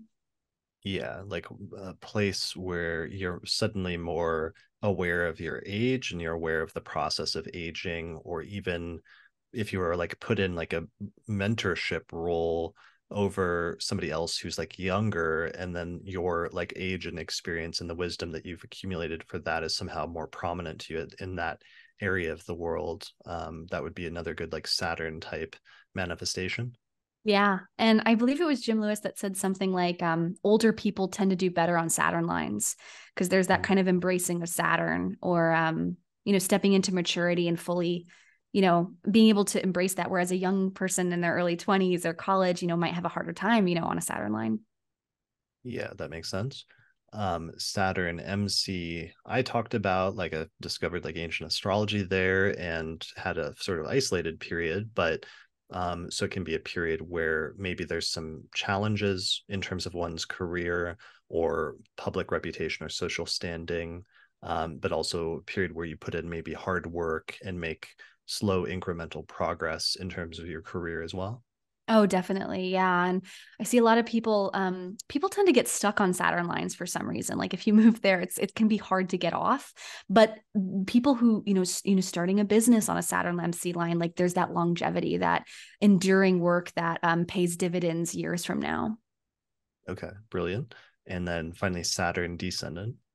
Yeah, Saturn descendant can be, a coldness from others, but also serious long-term partnerships. I see marriages can happen a lot on Saturn descendant. Can be an older person, older people being around older people in the life, but also the energy of coldness or yeah, that mentorship authority energy coming from other people and your relationships and the influences that you're receiving in your life externally have that kind of Saturnian energy and in interactions with people. Okay, that makes sense. This is actually fun and illustrative because this actually makes me want to go through like all of the planets and all of the angles, but I know that would take us a long time if we attempted to do that. Yeah, but there's some literal ones like, I mean, Uranus, I see, I think of electricity outages or issues with the home in the sense of things going erratically wrong or travel plans always changing when someone goes to a Uranus line or like Neptune lines. I see a lot of themes around like plumbing issues or water damage, or sometimes Neptune ascendant, for instance, can be an invisible illness or misdiagnosis with something that's kind of invisible on the body, on the self. It doesn't have to literally be that, but that is something that can come up. And Yeah. it's so interesting how it can be that literal. Yeah, just like nebulousness surrounding whatever angle that Neptune is on. And then, the ascendant, it could be the body, like MC, it could be the career, seventh descendant, it could be relationships, or IC, it could be like your living situation. Exactly. Okay. That's good. And then Uranus is like something unexpected, something eccentric, or like that's not typical, like that goes against the norm in some way.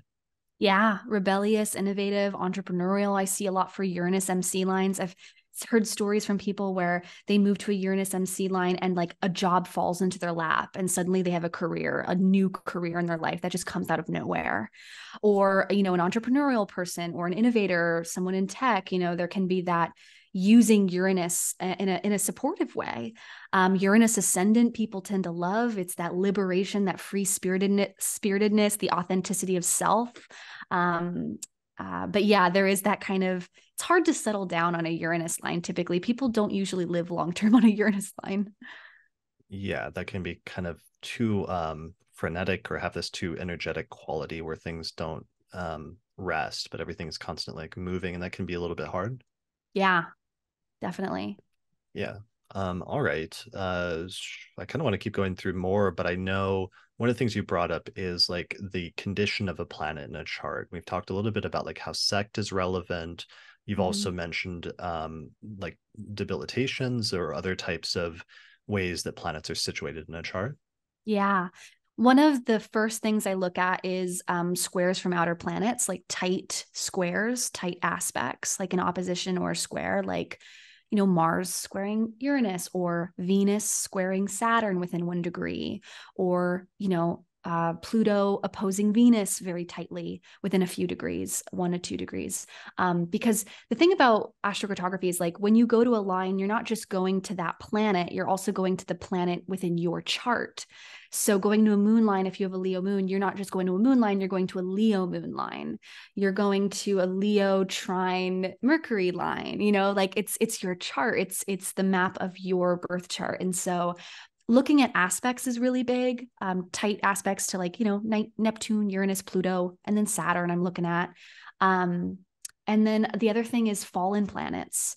Fallen planets can be challenging for people. Like for some reason, I find a lot of Libras don't tend to love their sun lines. It's not a hard and fast rule, but it is something I take note of a lot. Fallen planets can be more of a place of integration and working with that energy, and it can be a little bit more frustrating, but there is a potential to utilize that energy. So looking at the essential dignity is important, the aspects, um, and yeah, those are the main things I'm looking at. Insect is a big one. Okay. So it's just the first thing you have to do is you need to delineate the birth chart itself and understand what the basic, we've talked about like the natal promise, or another way of saying that is just the natal potential of certain placements, because you need to understand that in detail first in order to understand what actually is going to be unlocked when you go to certain lines that accentuate certain planets in the chart. And that you have to be a little bit careful because sometimes maybe there's certain lines that might sound good of like a benefic, but if that benefic's not well placed in your chart, it could be activating something that maybe there could be unexpected consequences from.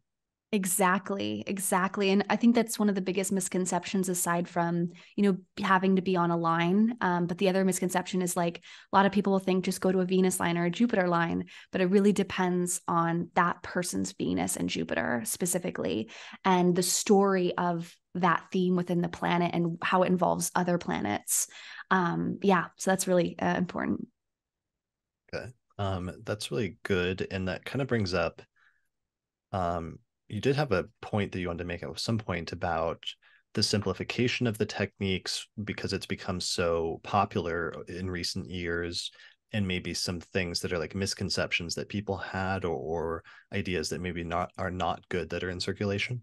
Yeah, absolutely. I think that's just because of TikTok. TikTok has made astrocartography super popular in the Okay. last few years and Instagram. But yeah, like, going to a moon line can feel very comfortable, very nourishing, very receptive, that homey feeling. But if you've got Moon squaring Pluto within a degree, can be more themes of Pluto coming into the story. I think of fear, paranoia, obsession, stories when it's that story of Pluto square Moon is going to be that theme when you go to a moon line. So that's a big thing I see a lot on social media is don't go to a Venus or Jupiter line until you've looked at your natal planet in your chart, the sign placement, the aspects, and then also be sure to look at the latitude crossings or the Parans, because that can really make or break the energy of a place. And if you want to be happy there, the quality of life, one off Paran can really offset, even if you're on a supported Venus line. Just moving 30 miles south can really drastically alleviate, the difficulty of a hard Paran latitude crossing.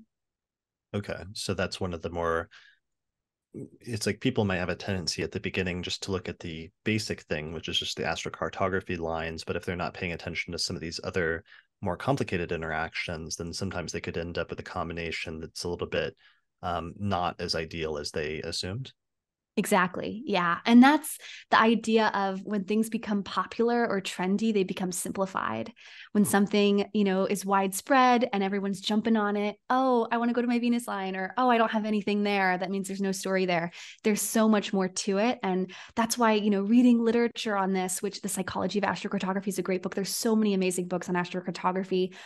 Taking classes, learning from people, or just doing it in your own life, driving on a road trip for 30 minutes south, going to a certain Paran and really like experiencing this. That is the best way to like use this and like really learn it and integrate it in an accurate way.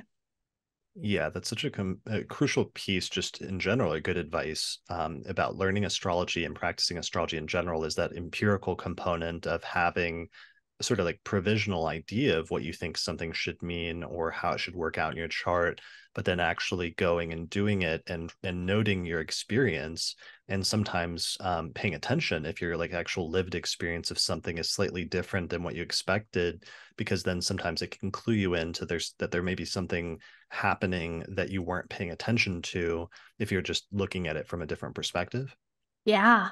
And there's also that idea of like being able to observe your map and your story and your lines from that neutral perspective of being open to receiving what that could be. For example, if, I'm here on a Jupiter line, I plan my trip with timing to make sure I went to this line at the right time.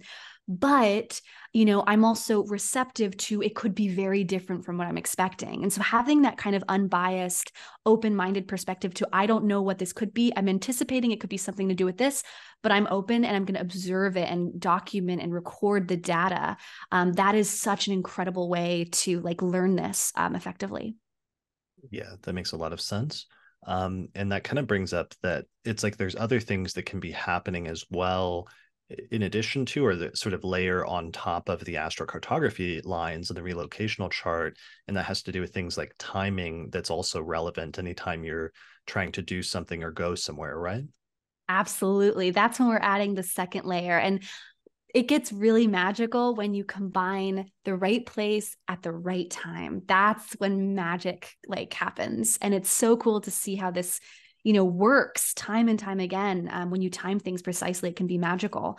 And so this is where we bring in cyclocartography, which is an added layer to astrocartography. It was trademarked, created by Jim Lewis, but it's using transits of the inner planets and secondary progressions of the outer planets and seeing the theme and the story that's activated in a certain part of the world based on where you have those lines.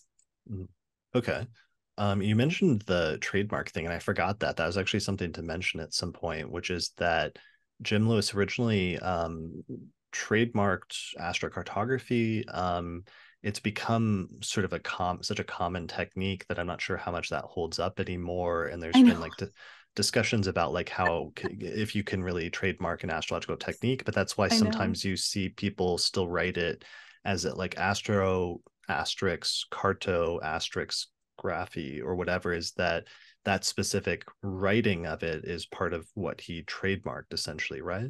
Yeah, I know. I'm still confused about that whole thing, but he was like a stickler for, the name astrocartography and him being this licensed person of that. And so Yeah, I mean, I feel like everyone says it at this point, but it's like if you're maybe if you're selling something with the word astrocartography, that might be, a fine line. I don't know. But Hmm. yeah, he did trademark it. And I remember on your great episode that you had on the podcast recently with Michael Irwine, Early one, who's yeah. he was the creator of Local Space. I remember he mentioned also, because he knew Jim Lewis, he mentioned that he was like really adamant about like, don't use the term, don't be doing this work. So yeah, I'm always kind of cautious because of the trust that Jim Lewis has and trademarking that. Yeah, I just from an aesthetic standpoint, I refuse to write astrocartography with the asterisks, and that's definitely where I draw the line, is I just write it Yeah. as astrocartography at this point. But Yeah. to each everyone to each their own. Yeah. But that is an interesting bit of the history that maybe I'll get into at some point, talking to other people at some point, because that's an interesting Yeah. thing about the 20th century is there was such a explosion of innovation and techniques and like different ways of looking at things and different stuff like that. And it's interesting to think about that idea of sometimes like developing a new technique, and if it's something that can be proprietary, or if it's something that if it just like exists in nature, if it just sort of exists out there. But yeah, Yeah. maybe we'll do an episode on that at some point. Yeah. Yeah. Totally. Yeah. All right. So timing, what else do we need to know about timing when it comes to astrocartography? Can there be, you mentioned being in like the right place, the right time, and that being the most ideal situation. Like, I'm assuming, for example, hypothetically, like going somewhere to your Jupiter line and you're having like Jupiter Mhm. transit through your seventh house at the exact same time. Exactly. Okay. Exactly. And that's how I timed my trip, was going to a Jupiter line when Jupiter is like crossing it. But there is, so in cyclocartography, um, there you can pull up, solar maps, solar fire, and I'm sure there's other ways you could use this, but the maps feature is really cool because there's an animate chart feature which allows you to pull up the cyclocartography specifically. You can also pull up transits or secondary progressions or both, which is what cyclocartography is, and you can animate the chart and press play and it will show you the lines moving across the map. And when you see a planetary line, or transit or progression hit your natal line, it's kind of like that line, it's always there and it never changes. It's always permanently there, as well as the parens. But when that transit or progression hits it, it's like it awakens. There's an activation, there's a hitting of a story or a theme that has to deal with that particular line. And so, an easy, obvious, thing that you could use is looking at Jupiter transits. Jupiter transits are very short. When they go over an area, about 4 to 6 months, they'll cross a specific area on the map. And so going to a Jupiter line when you've got a Jupiter transit, even better if you've got a Jupiter return, that literal line is going back to that transit, is going exact the same angle, the same planet is hitting that exact line. That can be a really special window of opportunity that you can kind of utilize. And so yeah, it's a fun way to use this to plan your life and travels. Nice. Okay. So then I guess that means by extension and conversely that there can be times where you go to the right place, but you don't go there at the right time. You go at a bad time. Like let's say you go to your Jupiter line, but you have transiting Mars, like conjoining your descendant or going retrograde on your descendant at the same time. That could be like a contrary or conflicting sort of indication. Oh yeah. Like one thing I tend to see, or I've seen several times with people, is they'll have like a nice Mercury descendant line going through an area and they'll have a family trip or a family vacation going there. But then, they didn't see that they had a Mars transit on the descendant crossing that exact point. They got in fights with their family. They got in arguments. There was tension within the family. So it wasn't a great trip. Mm. Or, for example, someone recently, they had a great Venus line in the Canary Islands, but they had a Saturn ascendant transit going exactly where the Canary Islands were during those weeks that they were there. They were miserable. They Mm. were having they described it as like isolating, depressing, cold, lonely. That was like their story of how they described it. And it was because Saturn ascendant transit was literally going right over where they were. Okay, so that's crucial. So it's really important to have the transits in alignment with things. And even though the premise of like some of this looks relatively simple at first in terms of just looking at the planetary lines based on your astrocartography and your relocated chart, there's actually a lot of different layers here, and it's actually much more complex than people might realize at first. Yeah. Yeah, for sure. And that's kind of going more in intermediate or advanced. But yeah, is looking at the timing. And you could also do this with your transits. So like even if you didn't have a professional map software, you could pull up your transits for that relocated chart. So let's say you're going to Italy for your trip and you want to pull up the relocated chart for Italy, you would then add the transits or the secondary progressions, and you could see what's happening on those angles. So you can see a different way of viewing it as well as the maps. Okay, brilliant. So you brought up like a client story that you're just talking about, and that brings me to wanting to ask more about like working with clients and how do you work with clients when it comes to this technique and it comes to astrocartography in general? One of the most important things is a lot of people want to know, like, where should I move? Where should I live in the world? And having intention is very important because there are so many things we could activate in our lives, but having some sort of idea of, I really want my career to go well. I want to be seen, or I want to build a family life. I want to meet the love of my life. I want to meet a partner. Having some sort of direction of what it is that you want, that's, you want to activate in your life, that you want to be an important thing to come in your life, literally. And how do you want to feel? Do you want to go to a place where it's more ambitious and productive and energizing? We might look at Mars lines, we might look at sun lines. If you want a more nourishing, peaceful life, we might look to moon lines. So having an idea right off the bat of going to an astrocartographer, of asking, like, what is my intention with what I want to bring into my life? Because then we can relocate the chart and see, okay, let's read the story of this location. Your birth chart stays the same, but this location is going to add more layers to it. So having some sort of intention is really important. Okay. So I guess that's a different because there's different scenarios of how clients come to you, but that's like one scenario if somebody has a lot of leeway, a lot of freedom to move around or go to different parts of the world, and they're just like they have like a blank slate that they're working with in terms of moving to different places and having that sort of flexibility versus if somebody comes to you and they say, I'm thinking about moving to this new city that's really far away, what kind of experiences might I be looking at if I move to that part of the world? Yeah, exactly. And yeah, it's really cool with people who are kind of traveling endlessly, like myself. It's cool to like just really look at the transits and really prioritize the transits and the progressions, because then you can follow that timing. For example, someone who has a Pluto IC transit going right over their home, and they literally sold all their possessions and got an RV and is now got divorced, like moving on, starting a new chapter of their life. They might want to know, where should I drive my RV? Which stops should I hit first? Should I go to the East Coast first? Should I do the Midwest first? Right. So there's a way where it's like, if you're traveling endlessly, there's a cool way to kind of time this so that the direction you're going in is going to be just a more supportive energy for you. Right. Okay, that makes sense. Um, what are some other considerations either for you as a practicing astrologer when you're meeting with clients and using astrocartography, or for from a client perspective, like clients approaching and looking to get work done for astrocartography? What are some things to know coming from either side? I would say, well, the intention of like what the person wants is a big thing, or what they're looking for. Um, for example, if someone wanted to be an artist or tap into creativity or writing, going into that reading and then looking for those spots where that theme is activated. But also the other thing is like, looking at your chart and your transits and seeing, I use annual perfections, what's the Lord of the year, things like that. So I do look at that as well. And so having, even going to, someone, having, going to someone, kind of knowing your transits or knowing, oh, like this is a big theme in my life. That's a cool way to use this.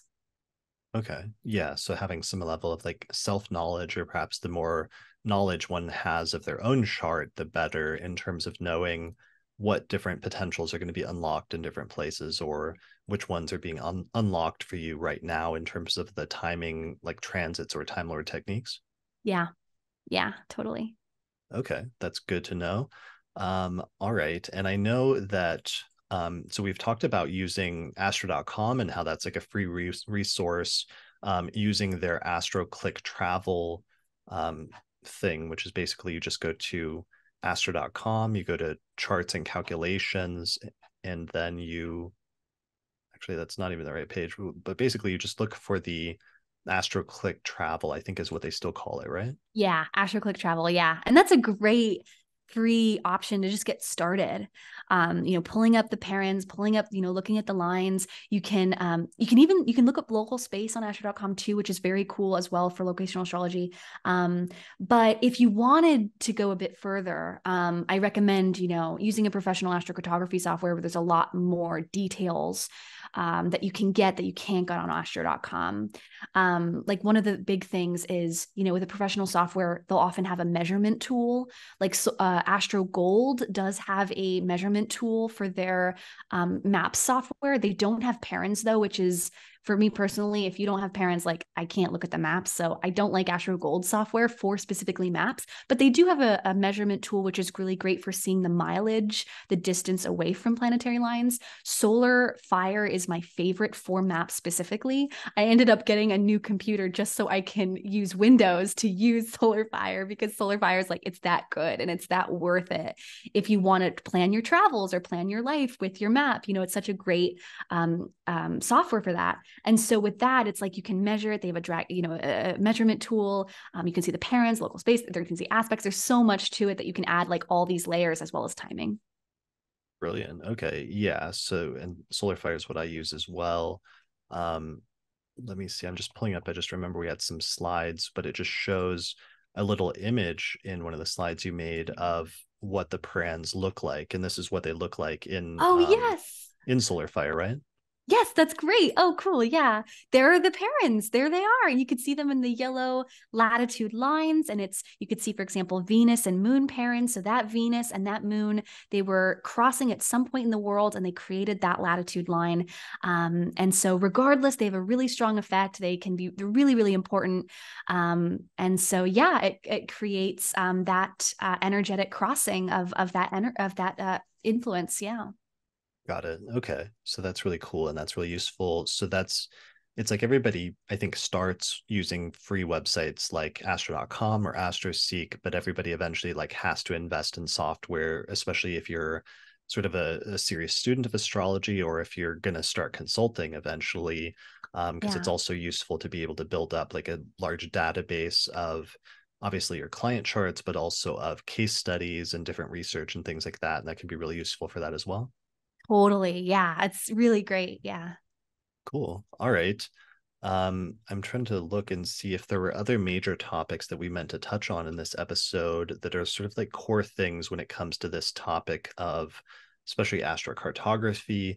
You mentioned there's entirely other areas as well that are kind of tied in with this, like local space is another sort of development in terms of locational astrology and just applying astrology to one's space and one's like location. Yeah. And that's really fascinating because you can trace those local space lines from your place of birth. And there's that story of that planetary line running through, your country or wherever you are. I've seen like miraculous case studies of how these specific lines can manifest in someone's life. And so even just going in the direction of a local space line, there's no mileage with local space. So just moving in the direction of a line can activate a lot of themes. And that brings up, remote activation, which is such an important part of astrocartography. This idea that, there is an energy. It's that idea of, we exist everywhere all at once, like in the world, like there's aspects of us in different parts of the world. And so using remote activation, which Jim Lewis is another term he made, which was about, you can utilize the energy where you are. You don't have to move, but you can utilize that energy of that particular planetary archetype, that line, by connecting with that energy in your home, listening to music from a certain country where you have a beautiful Venus line, or maybe you meet your best friend on a really cool Jupiter descendant line and they live in a certain part of the world, or even just like getting medicinal herbs from a specific part of the world in Brazil, and you've got a really cool, healing Chiron line going through, or Neptune, or something magical going through Brazil. You might want to utilize the energy there without even going there.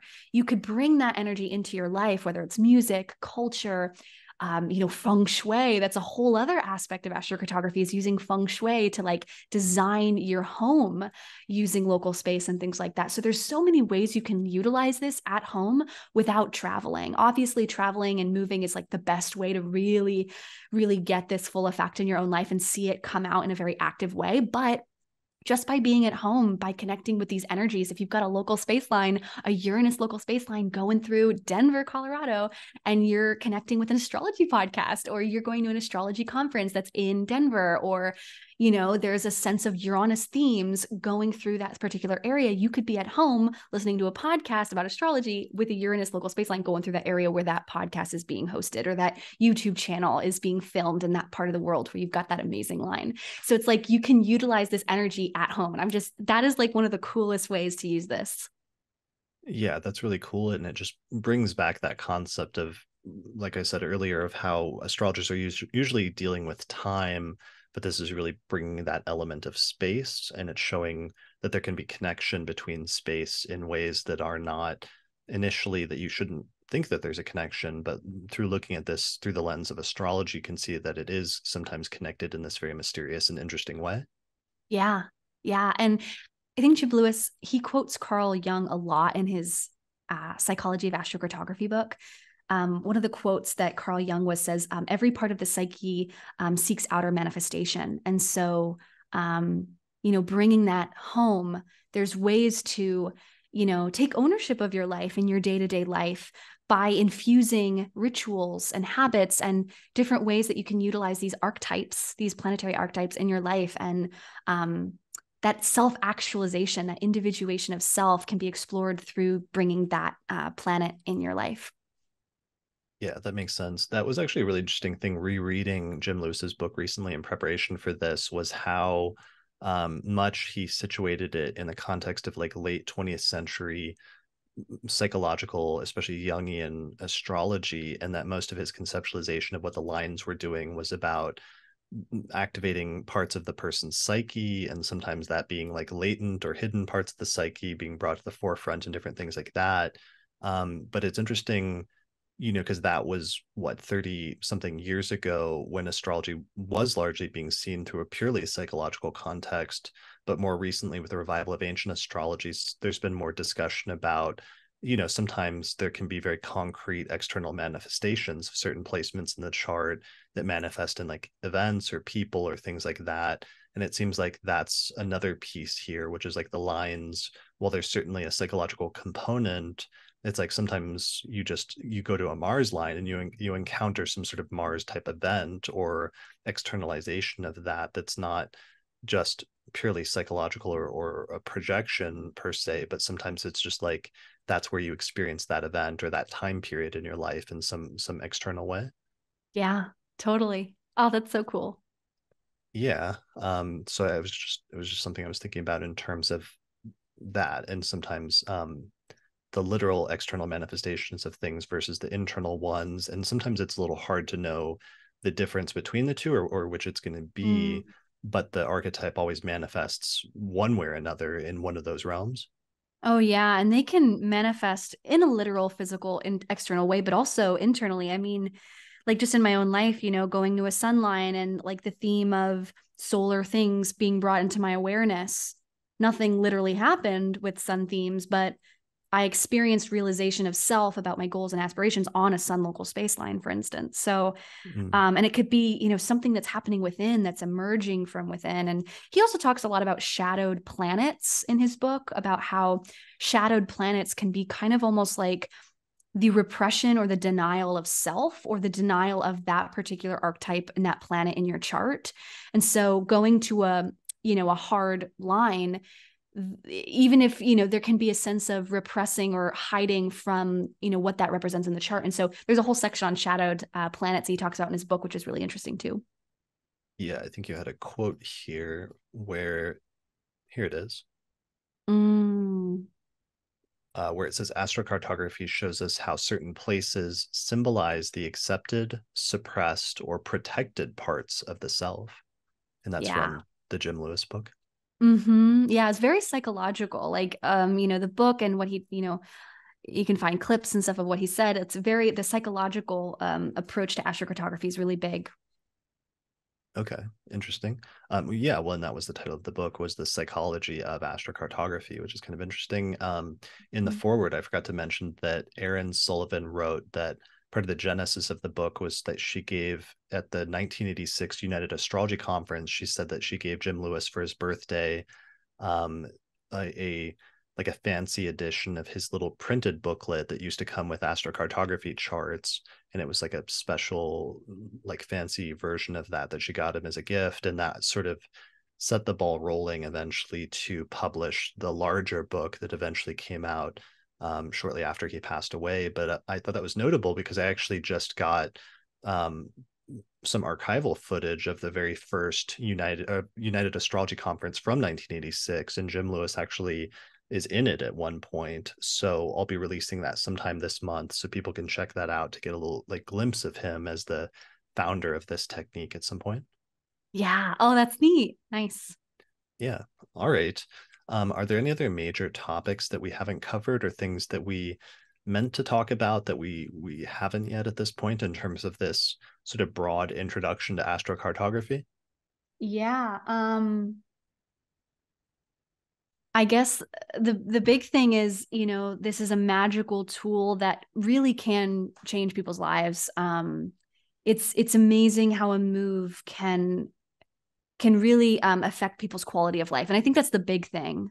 Is it affects people's quality of life, like our emotions, like how we're like what we're feeling in a place when we're close to that particular planet, especially when we're like 100 miles off, 150 miles off.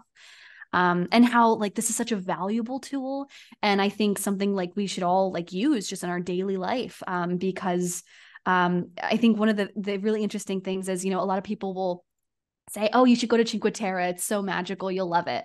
And then someone will go to Cinque Terre and they'll hate it, and it's like, well, let's look at your astrocartography, right? And so I think it's such a I think personally it's such a tool that like we should use in our daily life, or planning our trips, all of those things, and just having it for ourselves. So like astro.com, using astro.com to plan our travels, because it's like amazing how it will save you time, it will save you money, and it will save you just, being able to plan things is really, really cool. That's my planner coming out, but yeah. Yeah, for sure. And is there any, because obviously both of us have experienced very personally and directly like the power of the technique to describe themes that we encounter in different parts of the world, and in specific cities.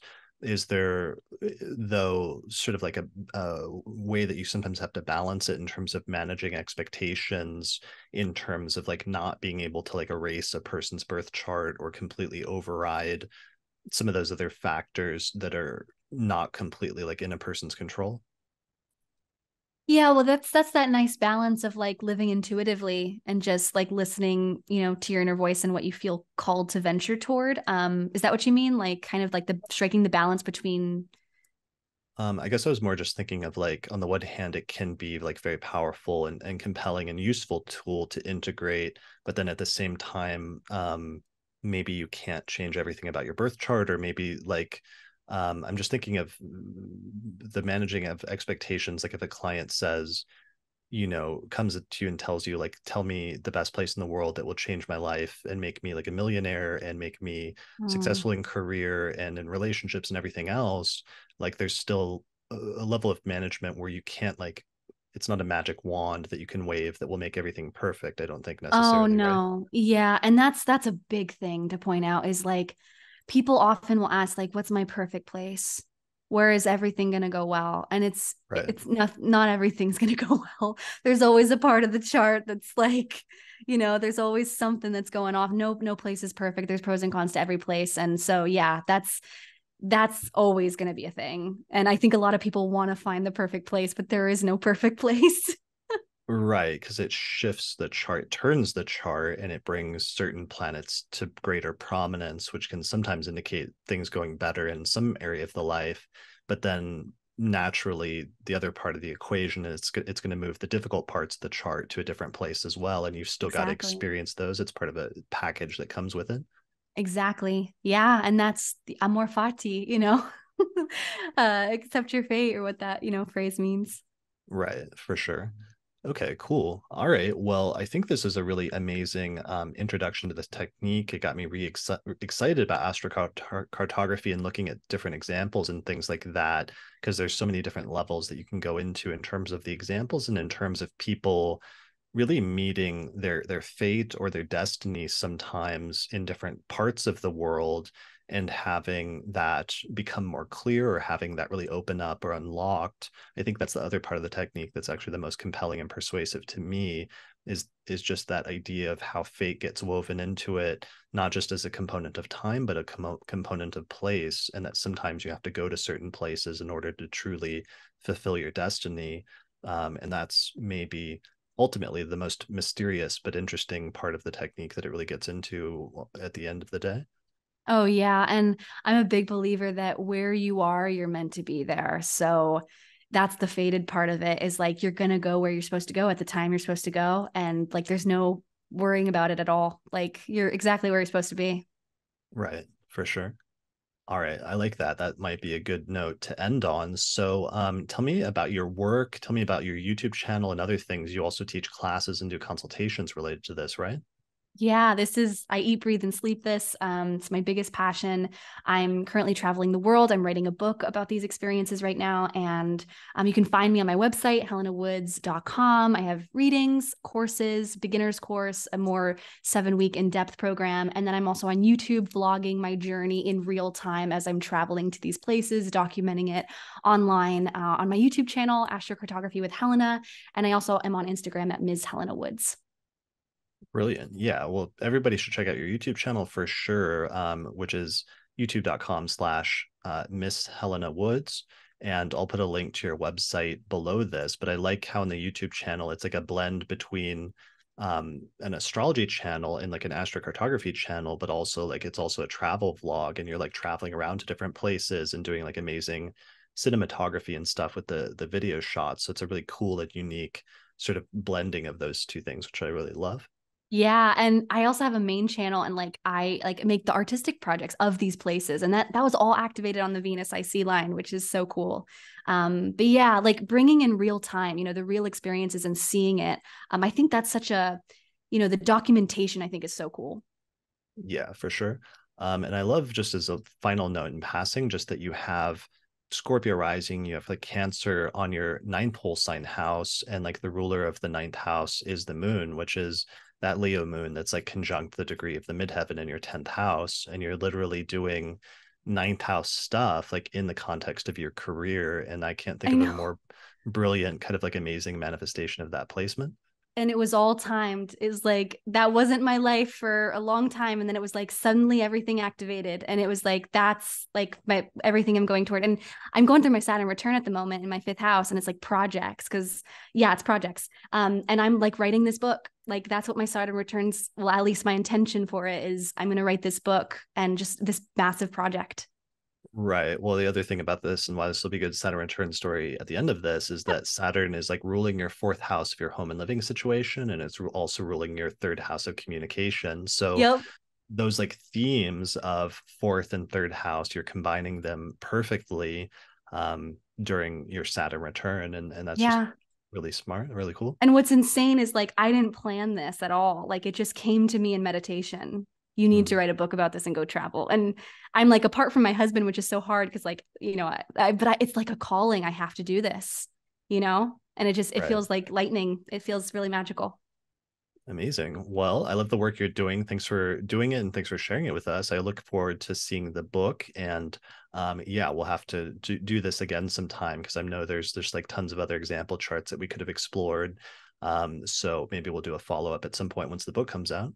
Yeah. And what an honor to be able to speak to you. I've been a long time fan. Like truly, like this is such an honor to be able to have a conversation with you. Cool. Well, yeah, I really enjoyed it. So thanks a lot for joining me today. Yeah. Thanks. All right. Thanks everyone for watching or listening to this episode of the Astrology Podcast, and I'll see you again next time. Special thanks to all the patrons that helped to support the production of this episode of the podcast through our page on patreon.com. In particular, shout out to the patrons on our producers tier, including patrons Christy Moe, Ariana Amour, Mandy Ray, Angelique Nambo, Issa Sabah, Jake Otero, Jeannie Marie Kaplan, and Melissa Delano. If you appreciate the work I'm doing here on the podcast and you'd like to find a way to support it, then consider becoming a patron through my page on patreon.com. In exchange, you'll get access to some great subscriber benefits, including early access to new episodes, the ability to attend the live recording of the forecast each month, our monthly Auspicious Elections podcast, which is only available to patrons, a whole exclusive podcast series called the Casual Astrology Podcast that's for patrons, or you can even get your name listed in the credits. You can find out more information at patreon.com/astrologypodcast.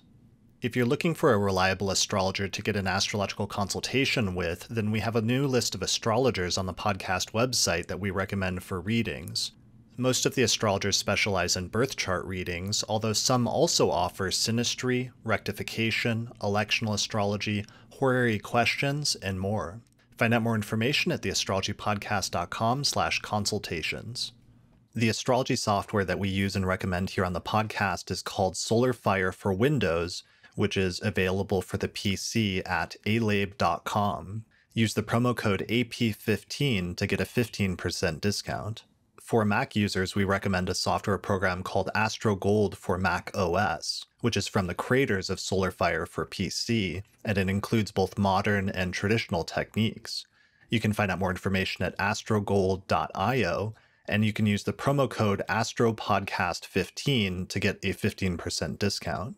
If you'd like to learn more about my approach to astrology, then I'd recommend checking out my book titled Hellenistic Astrology, The Study of Fate and Fortune, where I go over the history, philosophy, and techniques of ancient astrology, taking people from beginner up through intermediate and advanced techniques for reading birth charts. You can get a print copy of the book through Amazon or other online retailers, or there's an ebook version available through Google Books. If you're really looking to expand your studies of astrology, then I would recommend my Hellenistic Astrology course, which is an online course on ancient astrology, where I take people through basic concepts up through intermediate and advanced techniques for reading birth charts.